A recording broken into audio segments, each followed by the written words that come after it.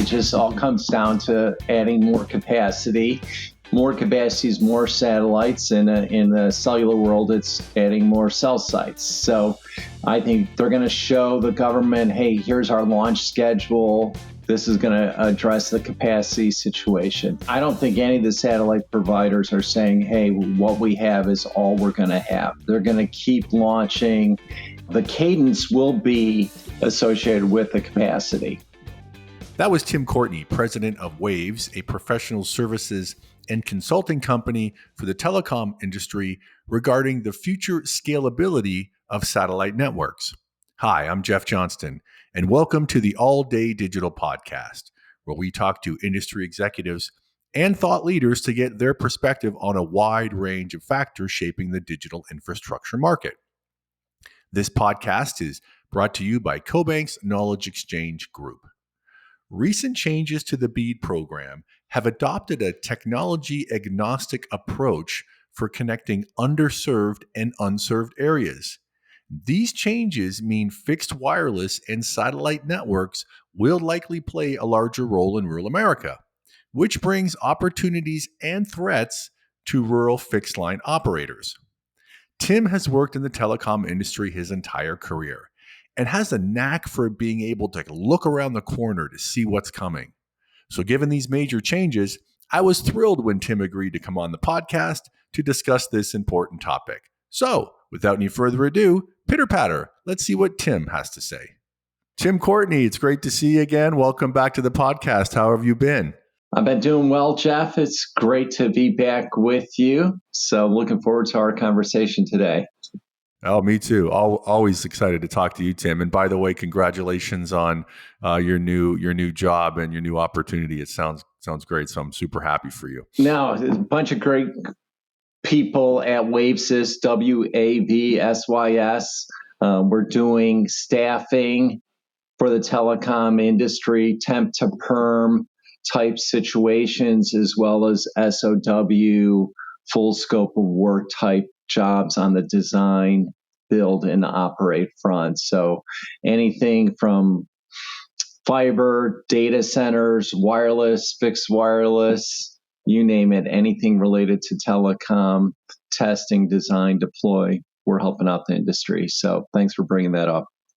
So, Tim, I want to talk about the BEAD program today. Very recently, the Commerce Department announced the new rules, new conditions around the BEAD program. And I think, we could probably spend a lot of time talking about all the different changes. But what I really wanted to focus on, Tim, was, what I'll call more of a technology agnostic approach to BEAD, right? So under the Biden administration, it was more of a fiber first strategy, and only in instances where you're in high cost or ultra high cost areas, would the NTIA in the states look at other technologies, specifically fixed wireless and satellite. So to start off, how do you think about this new BEAD program with this technology agnostic approach from a satellite internet perspective? Because I think the knee-jerk reaction has been, oh, this is great for Elon Musk and Starlink and Jeff Bezos and Project Kuiper.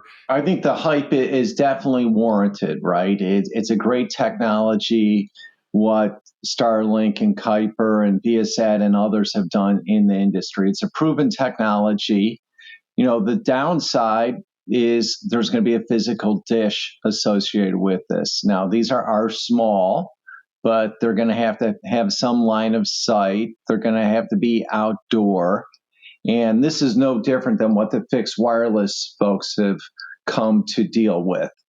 They've had external mounted antennas, which obviously provide the best performance in terms of throughput, et cetera. So being outdoors is definitely a positive as you talk to an engineer, which I'm an engineer. So being outdoors makes a lot of sense. But in terms of convenience, cost of install, we're seeing other folks, do window mount. Now, we're not going to see that type of progress in terms of bringing a satellite signal into the house right now. So, those are the pros and cons of the solutions. Great. Okay. Well, let me get into some more specifics here, Tim. So the minimum speed requirements for BEAD are 100 by 20. And if you look at some of the recent Ookla numbers from Starlink, most of the time they're not hitting those numbers. I think I remember seeing on average 17% of existing Starlink customers in the US would be getting that 100 by 20 speed today. And one of the things that NTIA and the states are looking at is confidence in the fact that these networks are going to be able to scale to meet future bandwidth needs beyond 100 by 20. So if we're only at, south of 20% today getting that, how do you think Starlink might approach this to give regulators the confidence that, yeah, we're not there necessarily all the time today, but we will be there. I mean, we will be able to meet those future speed requirements. How do you think about that? No different than what you and I have dealt with since 1G. It just all comes down to adding more capacity. More capacity is more satellites. In the cellular world, it's adding more cell sites. So I think, they're going to show the government, hey, here's our launch schedule. This is going to address the capacity situation. I don't think any of the satellite providers are saying, hey, what we have is all we're going to have. They're going to keep launching. The cadence will be associated with the capacity. Clearly, they don't want to have a poor user experience that'll be used against them in terms of marketing. So, right now, I think you got some of the richest people in the world building these networks, right? So, I don't think they're going to skip out on the capacity front, so to speak. So there's definitely a trajectory to add more capacity to the network in the months, quarters, and years to come. So again, as an engineer, I think that's something that can be managed. Gotcha. Okay. No, that's good to hear. I got to tell you a little personal anecdote. Last week, I was on a regional United plane, right? And those regional jets are now equipped with Starlink. And so I was streaming my Hulu, I was streaming Netflix, Apple TV, whatever, as if I was sitting in my home with my fiber to the home connection. It was unbelievable. So I'm excited for that service to get rolled out to the United's entire fleet. But it blew me away. I couldn't believe how good it was. No, that's great. Yeah, and it's only going to improve, right? All the technologies are going to improve, and we're going to see that connectivity everywhere, as you just referenced. Let's move on then, Tim, and talk about the new BEAD program and what it means to fixed wireless. And I'm going to kind of tell you how I think about it, and I'd love for you to respond. It feels like this is sort of the fixed wireless technology opportunity to really shine in rural America. Obviously, Verizon and T-Mobile have done well with their fixed wireless service, but it just feels like we're going to see a lot more fixed wireless deployments in rural America given these changes. What say you? Oh, absolutely. I mean, fixed wireless, don't forget, still needs fiber, right? All the cell sites still need fiber. And I'm a big believer in wireless first. And then where it makes sense, where your fiber infrastructure is, expand that as best you can cost effectively.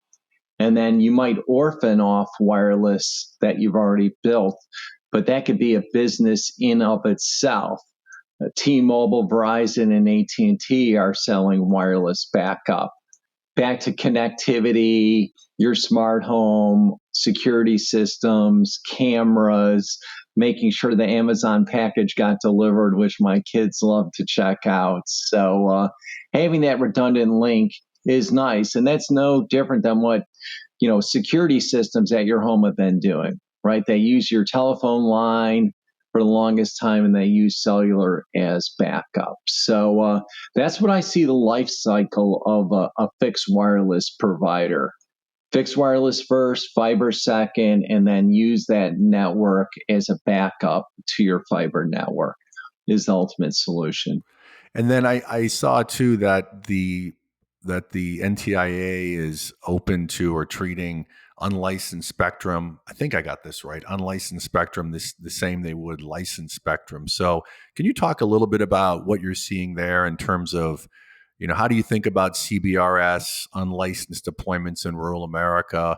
as a result of all of this? How do you think about the 6 gigahertz band where there's an enormous amount of capacity playing a role in these rural deployments? Yeah, CBRS doesn't have a whole lot of bandwidth, but it does offer a quality of service a little bit above unlicensed. And then you've got 5 with a lot more spectrum than CBRS. And then the sweet spot is at 6 gigahertz spectrum, almost a gig of spectrum available for fixed wireless. There's companies like Toronto Wireless out there that are taking advantage of that. And that's a great product, a proprietary product that's tweaked and tuned for fixed wireless, not offering any mobile phone capabilities. That's how tuned up it is, so to speak. So those spectrums and the data I've looked at in the 6 gig band is quite impressive. Now, one could argue the 6 gig band, as you go higher up, Jeff, as we've talked over the years, that limits the link budget, so to speak, how far you can get from the cell site. But if you're doing an external mount or a window mount, that those could overcome some of the limitations of 6 gigahertz relative to the lower band spectrum that maybe the carriers have. So I think that, the Toronto type solutions are going to be another tool in the toolbox for the engineers to exploit to make sure they can offer the SLAs that they're promising the customer and the government here. I know one of the concerns with BEAD in general, I guess, was that, this was a great program. It helped operators from a CapEx perspective build these networks, which is wonderful. But the ongoing OpEx and the profitability of the network, specifically as it relates to some of these fiber deployments, I think that's where it got a little bit tricky for some operators. I mean, it's great that you can get the capital to build, but if you can't cash flow the network, then you just can't really move forward with it because you're burning cash every month. So, what are some of the ongoing OpEx elements of this network that operators might need to consider if they were looking at taking advantage of BEAD money and building fixed wireless in unserved or underserved areas? Yeah, the two biggest ones, and there's no difference between fixed wireless and mobile, in my opinion, are the tower lease or the real estate lease to put the transmitter and the backhaul from the transmitter to the network operations center, let's say, the core network. And typically you'd like to go fiber first. And in some cases, you can do microwave and free space optics on top of that if fiber's not available. So those are your two biggest expenses. Clearly, the cell site maintenance, technicians checking on the equipment, the insurance, the electricity, checking the batteries for battery backup, generator maintenance if you have a generator at the site, for example, those type of tasks that need to be done regardless of what the technology is. Yeah, and I guess you'd want to use as much as possible existing infrastructure, right? If you can put an access point on top of a grain silo or something like that, that would be a key thing for folks to consider. Absolutely. The tallest building, a mountaintop, let's say, that has some infrastructure, some roads up to it, let's say, grain elevators, those type of high locations would be ideal solutions for a fixed wireless system. Great. And then one more question on fixed wireless, Tim. If we think about the scalability of fixed wireless versus satellite, right? Being able to add additional capacity as that network gets loaded up and then convincing the NTIA and state broadband offices that fixed wireless networks will be able to do that. How do you compare those two networks from a scalability standpoint? Well, I would say the fixed wireless network would be quicker, right? Apples to apples, right? You can get on the ground, you could build steel, you can get things done. Obviously, we've heard horror stories with local zoning communities, but putting that aside, the real construction is pretty straightforward these days. We've perfected that over the last few decades to drive the cost, efficiency, the time needed to get those things built. Now, if you compare that to a satellite, obviously satellites have to be built. You have to schedule a launch. They have to get up there. They have to get to the right orbit, etc. Both have their own challenges, but on the ground, I think would have a little bit more of an advantage, especially if you're planning these out in advance, looking at your capacity, your growth plan, etc. So I think the fixed wireless probably has a little more advantage over the satellite in terms of scaling. Yeah. And would you also agree that, I mean, there's a history here, right? Wireless networks are kind of a known entity. We've gone from 1 to 2 to 3 to 4G, et cetera, and 5G. So I think the industry has been able to demonstrate as we move to next generation technology, we have more spectrum efficient technology, we have faster speeds, greater capacity, all that kind of stuff, right? Wi-Fi it started off at 2 megabits per second roughly, and now we're 10, 20 gigabytes it seems like with Wi-Fi 7. So even Wi-Fi has been growing in leaps and bounds. Cellular is growing in leaps and bounds. Fiber, coax, satellite, they're all growing.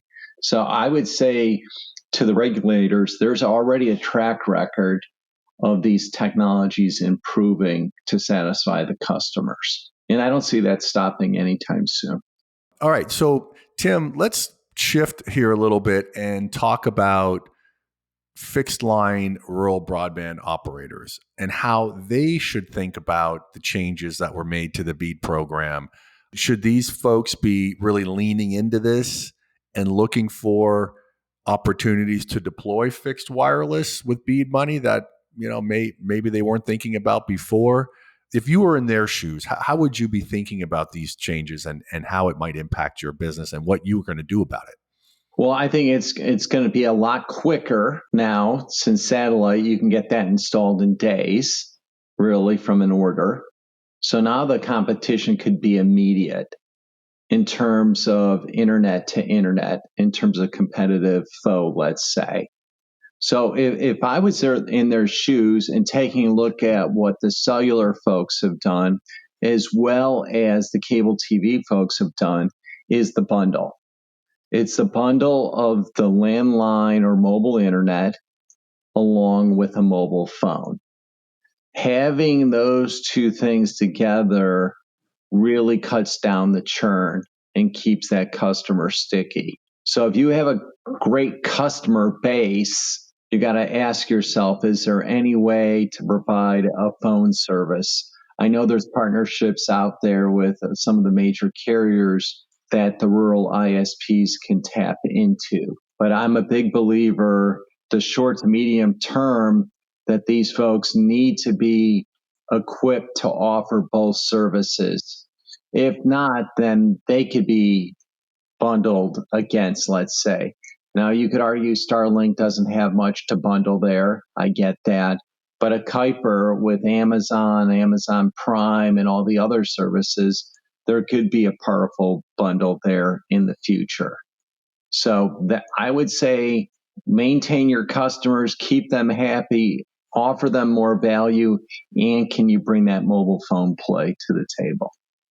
Yeah, I think about Amazon Kuiper, which is, for those who aren't familiar, it's their satellite internet service that I think we're going to see launch later this year. Amazon's got a lot of bats and balls to play with, so to speak, right? To your point, they can bundle in Prime and make it look really attractive. And then I think they announced on a previous earnings call this year that Amazon's going to spend, I think it was $4 billion. They're going to invest $4 billion into rural infrastructure so they can improve prime delivery, right? Improve that rural experience. So it feels like rural America is becoming a bigger focus for Amazon from a prime perspective. And that might have to do with this upcoming Kuiper launch too, right? Yeah, 100% agree with the thought process there. And there's typically less competition in rural America. And the internet service in the city and suburban areas is pretty strong. You might have multiple operators already today to offer that 100/20 megabit per second service. So having those rural folks on your network spending more money with you is definitely key. Right. So I get the bundling aspect of it, more of kind of a defensive play to protect your existing customer base from competitive threats. But should these operators also be thinking about going on the offense? So looking at taking BEAD money, maybe building out fixed wireless. Some of these folks have never built out a wireless network before.